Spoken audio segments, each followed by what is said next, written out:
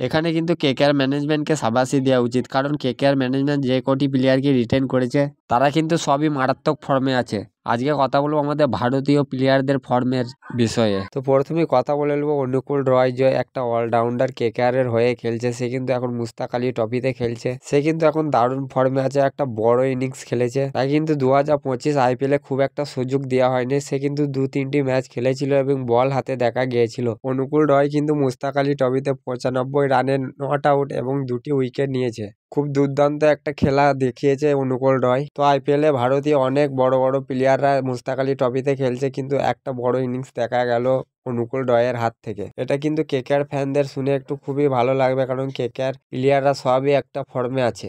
অনুকূল রয় যদি এরকমই কিছু বড় ইনিংস খেলা দেখাতে পারে, কিন্তু কেকেআর ম্যানেজমেন্টের নজরে পড়ে, তাহলে কেকেআর 2026-এ কিন্তু একে খেলাতে পারে। আর কথা বলে নেবো কেকেআর এর পেসার জম্মু এক্সপ্রেস, যাকে উমরান মালিক, সেও কিন্তু একটা দারুণ ফর্মে আছে এবং কামব্যাক করতে চলেছে 2026-এ। সে কিন্তু চোটের জন্য আইপিএল বা ইন্টারন্যাশনাল ক্রিকেট থেকে দূরে ছিল এবং 2026-এ কেকেআর উমরান মালিককে রিটেন করেছে এবং উমরান মালিক বলেছে যে আমি নিজের কামব্যাক 2026-এ সবাইকে দেখিয়ে দেবো। তারই সাথে সাথে উমরান মালিক কিন্তু মুস্তাক আলী ট্রফিতে 150 গতিবেগে বল করছেন এবং নিজের স্পিডকেও তুলে ধরছেন উপরে। তোমরা যদি কেকেআর ফ্যান হয়ে থাকো আর এরকম কেকেআর আপডেট কিছু পাওয়ার জন্য চ্যানেলটাকে সাবস্ক্রাইব করে রাখুন।